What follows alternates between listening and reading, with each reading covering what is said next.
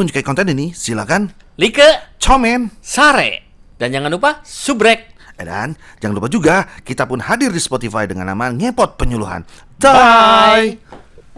Assalamualaikum warahmatullahi wabarakatuh. Jumpa lagi bersama saya Zalfu Sandiwana, bersama rekan saya di depan saya Purwanto, kita ketemu lagi di Ngepot Ngobras edisi Podcast. Mas Podcast. Pur, Ini udah yang ke berapa? Udah 4. ini lokasi keempat hari ini. Kita paling lain sendiri kayaknya. iya, ini paling ngafe kita, Mas. Tadi udah bahas PPP, Udah, bahas KWT, pupuk. pupuk organik. Ini kalau nggak salah DPM ya, kan? Petani milenial ya. Bisa. Tuh. Petani milenialnya sekarang. Kita perkenalkan dong. Sebelum ditanya, kita perkenalkan dulu. Oke. Pengusaha muda ini. Amin. Apa nih? Kang, Mas, A. Bebas lah, Pak. Bebas. Ini kan setengah Sunda, setengah Jawa. Ya, Silakan, Om. Silakan, Bang. Selamat apa nih sebutan sapaannya apa nih? Sobat Tani. Sobat Tani ya, perkenalkan Sobat Tani, nama saya Hendrik Nurwanto. Domisili saya di Desa Sedonglor, Kecamatan Sedong, Kabupaten Cirebon. Saya petani komoditas di Mangga Gedong Gincu. Mangga, Gedong Gincu. Gedong Gincu. Yoi. Tapi kok jualan kopi, Mas? Nggak jualan mangga? Karena ada nama gincu-gincunya, jadi saya berinovasi untuk membuat olahan minuman dari mangga. Oh, kopi rasa mangga. Yoi. Kasih tahu tuh gini. Di sana ada petani milenial kopi gincu. Bayangan saya cuma maksudnya apa? Habis makan apa minum kopi bibirnya merah semua, kopi gincu. Gincu ini, Ya kan? gincunya. Oh. Kayak orang makan buah naga lah gitu kan. Iya. Semua. Tapi kok nggak ada yang merah. Ceritain dong, Mas Hendrik, awal muasalnya apa? Konsep kafe atau apa nih Mas sebut ini? Bisa dikatakan cafe resto ya. Kafe, resto, ada kebunnya juga ya? Ada kebunnya juga. Luas Mas Pur, dari bawah tuh udah terlihat tuh pohon mangga semua. Asal muasalnya dari kapan Mas? Asal muasalnya itu kita sebuah kelompok tani, kelompok tani pada tahun 2000. 2000 berarti 22 tahun lalu ya? 22 lah kurang lebih ya. Itu kita pada saat itu dibina juga oleh Kementerian Pertanian melalui Dinas Pertanian Kabupaten Cirebon, bahwa kita apa ya istilahnya, ayo kita tanam satu komoditas jenis varietas mangga gedong. Mangga gedong gincu ya, dengan istilah gedong gincu yang karena buahnya merah, mungkin ya. Bulat terus merah itu. Nah, itu dia gitu kan. Kayak itu ya, kayak apel gitu ya? Nah, hampir mirip. Nah, dari situ sempat beberapa penyuluh, dan saya juga komparasi ke beberapa tempat, ternyata pola kelompok ini bisa berkembang ke beberapa aspek. Yang pertama itu ya sudah pasti tentang budidaya. Yang kedua agribisnisnya, bagaimana cara menjual biar kita nggak sulit lagi menjual, baik itu ke lokal maupun mancanegara. Terus yang ketiga, karena memang satu kawasan, nah itu yang baru saya manfaatkan setelah 20 tahun. Maksudnya setelah 20 tahun, risetnya 20 tahun? Nah, setelah 20 tahun kayaknya udah masuk fase yang kayaknya untuk ke agrowisata. Nah, makanya saya cek cek ombak dulu dengan format kedai atau resto atau coffee shop lah. Lumayan ya waktu yang dibutuhkan untuk risetnya 20 tahun. Memang karena bertahap Pak. Yang pertama kita bagaimana cara budidaya yang baik sesuai standar operasional prosedur, sesuai GAP gitu kan. Betul. Setelah mahir itu kita juga dibina oleh dinas bagaimana menjual mangga ini, kita dipertemukan dengan para buyer, para apa gitu. Nah, ini kok tiba-tiba kopi gincu apa di blend? Nah, itu dia Antara tuh. gincu, antara mangga gincu sama kopi. Rasa mangga, sama gincu. Nah, kalau inspirasinya sih sebenarnya karena awalnya ya saya sendiri senang ngopi. Senang ngopi, dan kalau kita panen itu kan tentunya tidak 100% buah itu bisa terjual. Artinya ada sekian persen yang memang tidak bisa terjual. Nah, dengan itu atau dengan yang tidak spesifikasinya tidak ungrade lah ya, katakanlah begitu. Nah, akhirnya saya manfaatkan untuk olahan-olahan kayak daripada terbuang ya, Mas Hendrik ya. Terbuang gitu kan. Akhirnya pertama itu saya yang kopinya kopi gincu. Jadi biji kopi robusta saya blend dengan sari mangga gedong gincu. Sari mangga gedong gincu. Iya. Sari mangga. Saya taunya kopi itu cuma 2 ya, robusta sama Arabica. Arabica. Yoi. Yang Arabica itu kan agak asam. Arabica rada asam. Robusta enggak? Robusta Jadi agak Robusta campur cenderung. ke mungkin jadi asam juga dong. Kalau makanya kenapa saya pilih Robusta karena karakter Robusta itu kan lebih pahit. Lebih pahit. Artinya ada unsur asamnya itu dia dari mangganya. Wah, asamnya dari mangga. Iya. Jadi kalau dicampur Arabica mungkin jadi lebih asam Asam banget. Kalau makanya. campur Arabica kan asam, kalau campur sama jadi asam. Langsung. Jadi kan, kalau dicampur Arabica itu lebih asam banget. Iya. Minumnya di depan dia tambah asam. Asam. Ya makanya dengan kita juga dekat dengan beberapa komunitas penggiat kopi. Ya kita juga coba bareng-bareng merumuskan olahan ini, ya akhirnya muncullah satu menu yang kita coba share, ternyata bagus juga diminati Tapi oleh. tadi saya tertarik tuh sama Mas Hendrik bilang sudah keluar negeri. Emang sudah ekspor kemana, Mas? Sudah ekspor, Pak. Sudah? Mangga, ya Itu sudah. bentuk mangga. Bentuk kopi, mangga. Mangga. Kopinya belum. Kopinya belum? Gak apa-apa. Karena peminat kopinya gimana nih Mas? Kalau peminat kopi sih so far masih, kalau kedainya ini kan baru umur 2 tahun, 2 tahun setengah lah. Itu masih animonya masih bagus. Oke. Kalau mangga itu dulu kita pada tahun 2010 itu udah mulai berproduksi.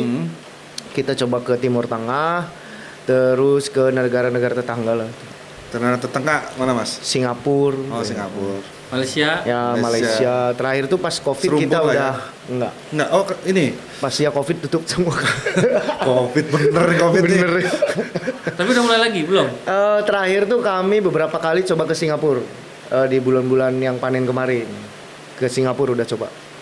Peminatnya banyak, Mas, mangga gitu. Peminatnya lumayan ya, cuman bagusnya itu kan katanya ada beberapa negara yang memang masuknya agak susah tapi price-nya lumayan bagus. Oh. Ketat, dia lebih ketat Tuh. dengan gradingnya. Dolar cuy, dolar.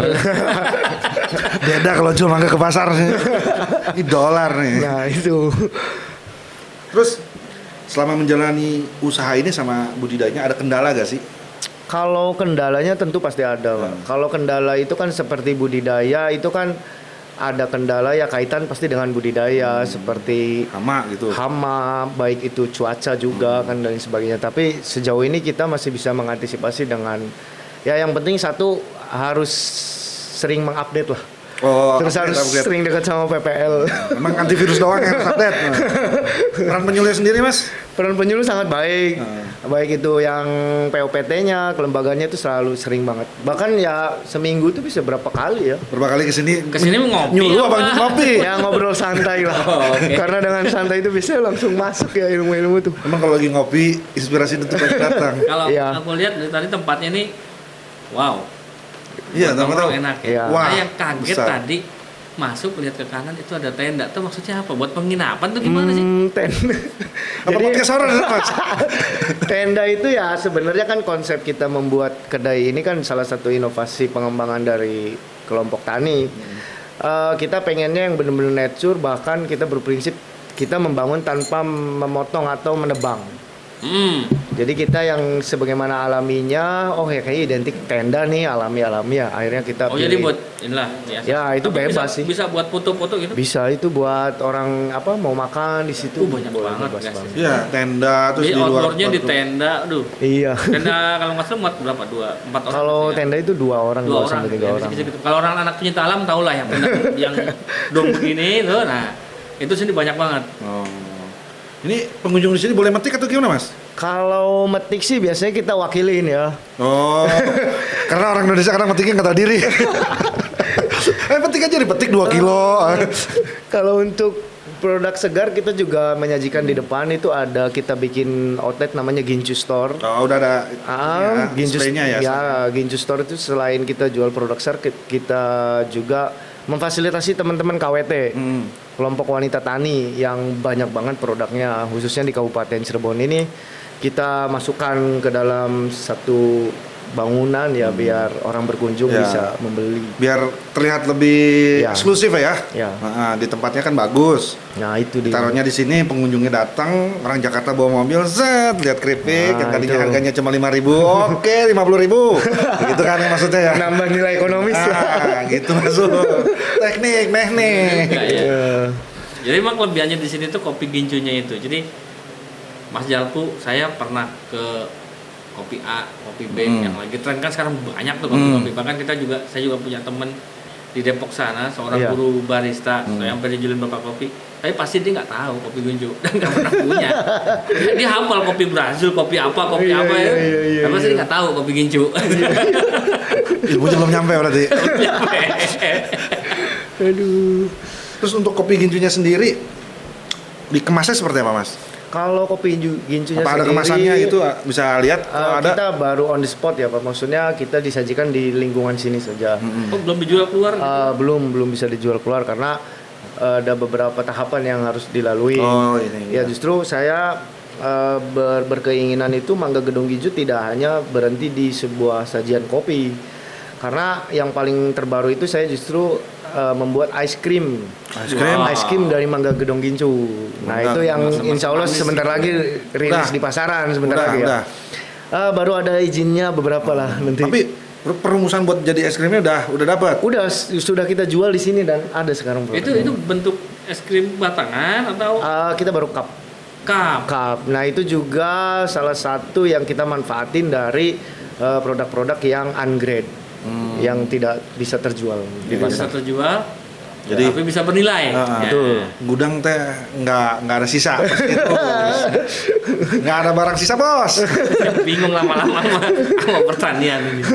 Organik juga gitu. Iya. Dari sapi itu kohenya, kemudian apa pipisnya, Ya, urinnya, semua digunakan. sisa makanannya Ha-ha. jadi pupuk organik. Dagingnya jangan tanya deh. Lama-lama batang pohon mangga gitu diolah ya. Pengennya sih kalau ada. Nggak boleh ada sisa, semua pokoknya oportunis Mas Hendrik ini. Tapi nggak apa-apa, oportunis di jalan yang positif. Bisa menghasilkan lah. Iya, iya. Terus harapannya ke depannya, Mas? Harapannya sih ya satu ya olahan-olahan dari produk mangga ini sendiri bisa diterima.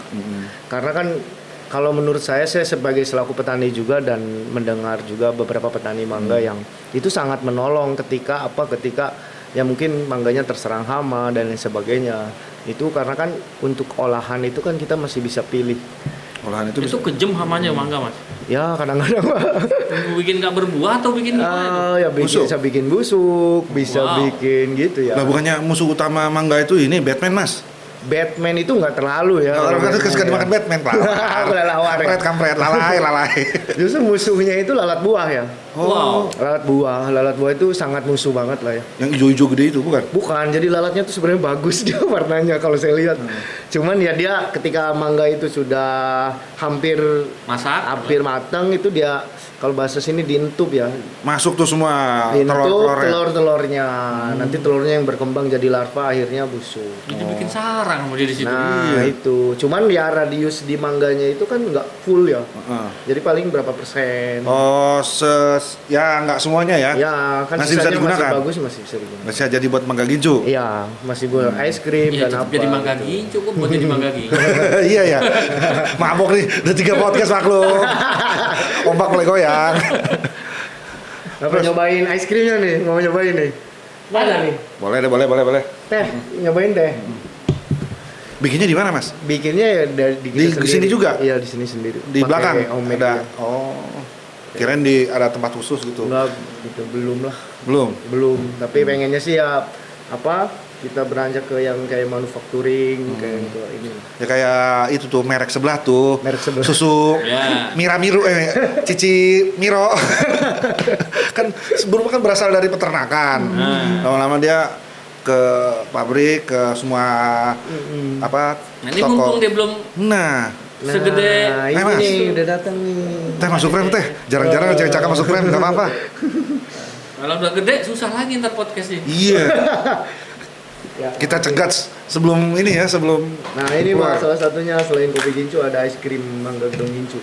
Nah ini dari warna, dari pemanis dan ini semua alami dari mangga. Guys, Dan aromanya guys. juga aroma mangga. Ini kameramen mau nih sebenarnya nih. Cuman nggak bisa ngomong tuh ya. Si tetenya nggak ngasih juga ya buat kamerain. Mangga banget, Coba kita tes. nggak ngilangin rasa Iya, mangganya, makanya nggak ngilangin rasa mangganya. ini 80% itu mangga. 80% dari unsur mangga.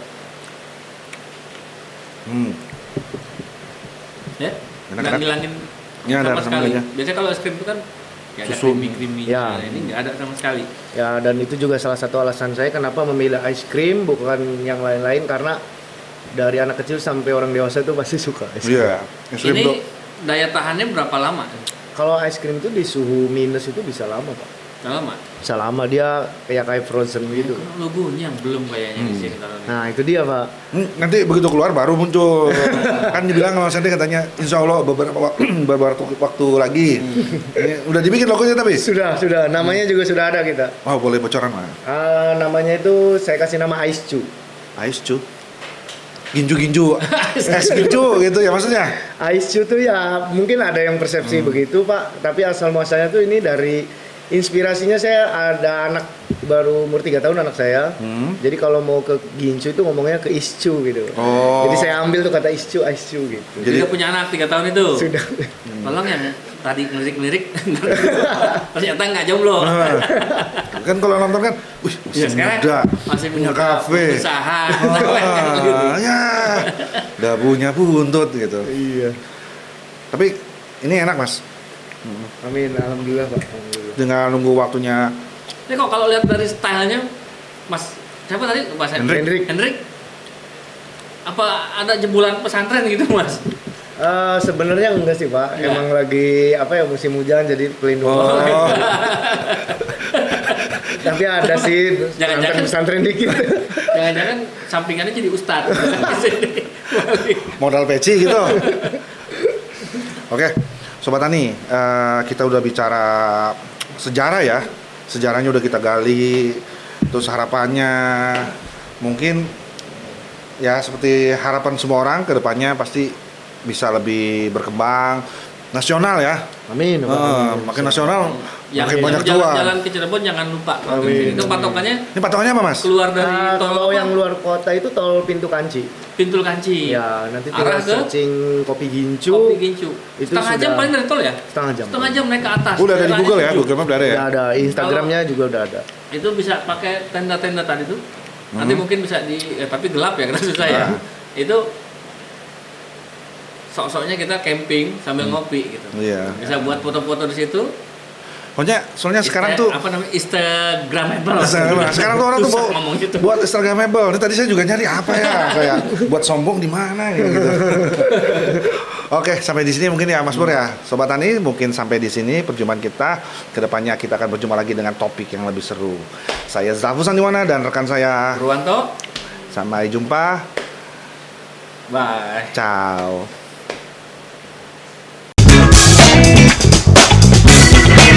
We'll be right back.